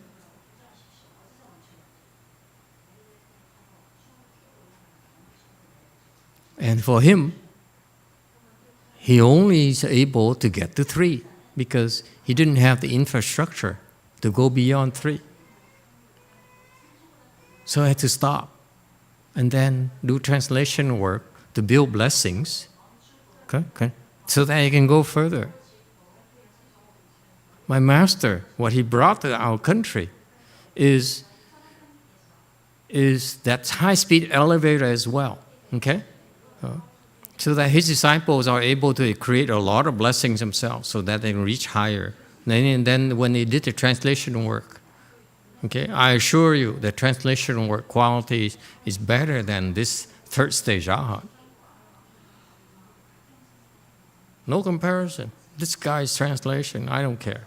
I don't care how good it is. It certainly lacks a lot of Mahayana wisdom he cannot possibly comprehend. You listen to this Vietnamese monk there speak Dharma to you, and someone who translates from Vietnamese to English for you is not the same level. You see, when he speaks his level, the other person has a hard time connecting with that. That's what it is. I'm so proud of the fact that, that's an old lady in San Jose whom I've known for 10 years or more, okay? And she has a heart of a bodhisattva, but not the training of bodhisattva, not the wisdom of bodhisattva, not the samadhi of bodhisattva, okay? So her contribution is not significant enough, but it drowned her. She's doing things that she couldn't handle. Okay, so that's why I observe all these things, and I'd rather you build the samadhi, your strength first, your muscles first, your samadhi power first. Okay, so it takes skills in order for you to do that without falling into the pitfalls of this third stage arhat or the other side. They stop. They reach a level and they stop. We don't want that. We want you to keep on going and going until there's no more opportunities. Then you naturally will branch out and fill in your floors. Okay? And that's what we need from Mahayana.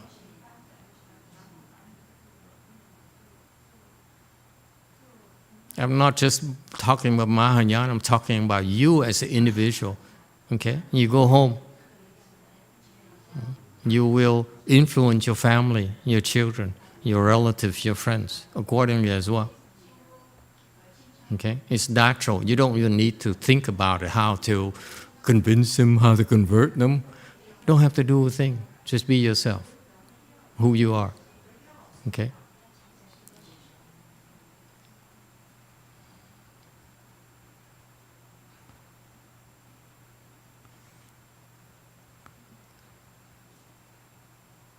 So he compares with the good and does it well. Okay, I wouldn't teach him to compare with the good. Who cares about the good? His good is too low level. Our good is a level. Our goodness is way beyond what they can understand. So because of that, we expect to be slandered. We expect to be misunderstood. We expect to be, to be ignored. That's the way it is. The harder it is, the more blessings you generate. What are you afraid of? Yes.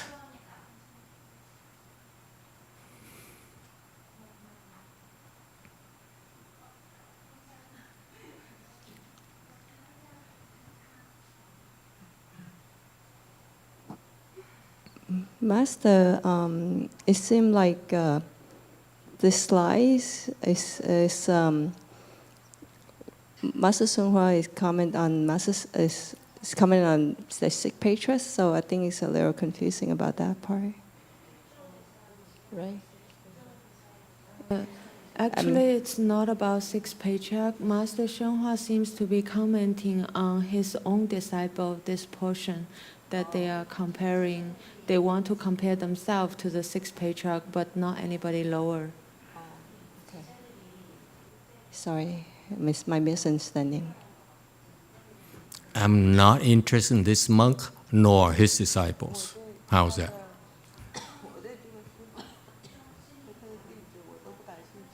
Don't care what they do.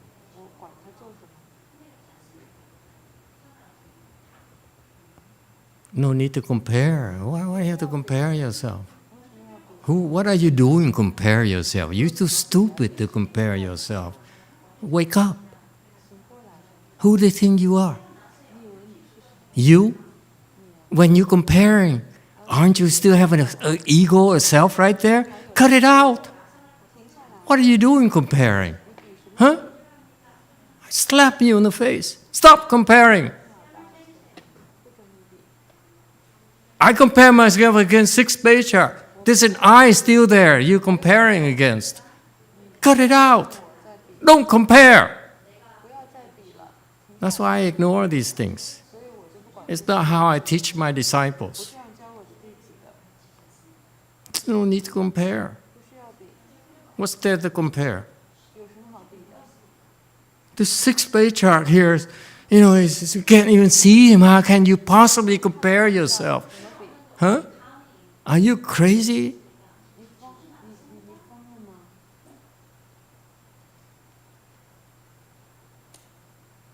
Losers compare themselves against someone else. You think you're better. No, you're a loser. As soon as you think you're better than someone else, you're a loser already.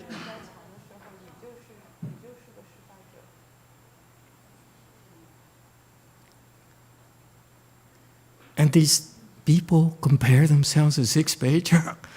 Give me a break. Really? Compare yourself to the good ones? And then next you compare yourself to the bad ones. Say, I'm better than these bad ones. Because the good one I can't reach, so I'm going to compare myself to the one who's not as good as me, therefore I'm better. I mean, it's compare. What is that mind? Discriminating. That's anti-Chan. That's why I listen. I tune out immediately. This is not Chan. Let these people compare. We don't compare. That's not Chan at all. And sometimes I wasn't there, so I don't understand why he's, you know, he talks about these issues. To me, do I teach you to compare yourself? Just be humble, because look around you. Is someone else better than you? I assure you, in this room here. Okay? Someone else is better than you. I'm telling you that. You don't need to compare. Just open your eyes and learn, okay, what is the proper behavior for someone? Huh? That's all you need to learn. Don't need to compare yourself. Nonsense. See the problem? Compare. So your mind becomes only more discriminating. It just goes against the grain. Which wants you to stop discriminating, and you discriminating in the end. Don't compare. Be more humble. There are plenty of people much better than you, including the ones you can see. They look ugly, they look poor, but they're better than you.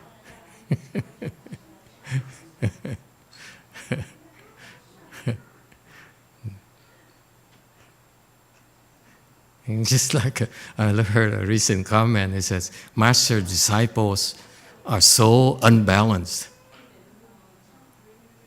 Would you like to comment on that? My disciples are so unbalanced, imbalanced.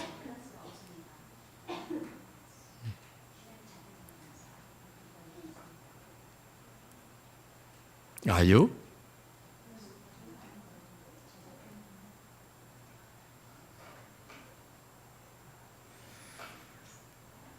You imbalance because that's how you make progress.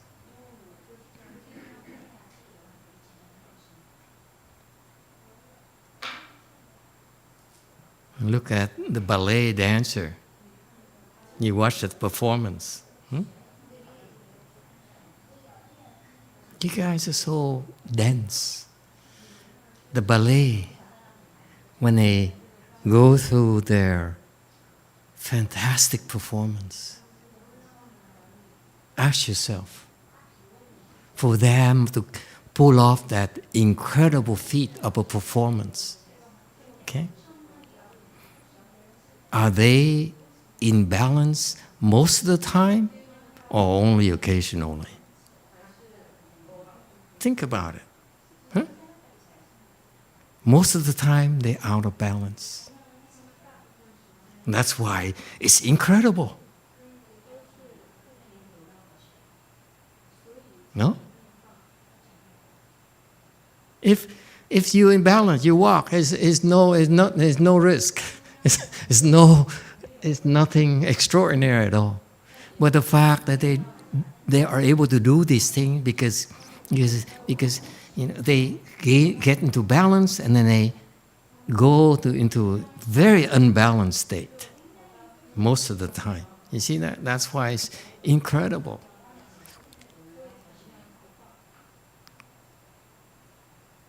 So my nuns and my monks are imbalanced because I keep them that way. I don't allow them to stay in balance.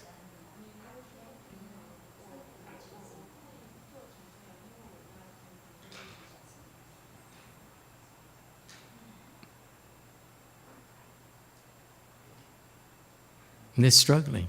They're all struggling. You see that?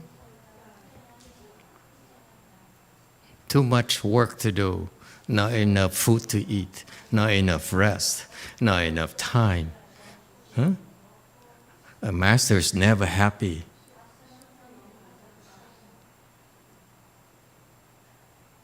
And that's why they are here.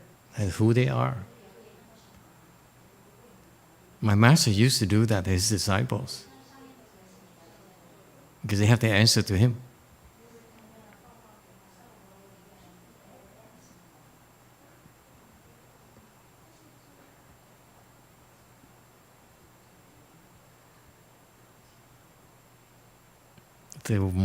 One of the most dangerous things is you only see yourself.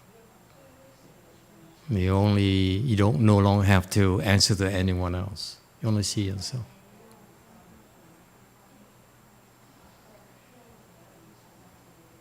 That's Hinayana.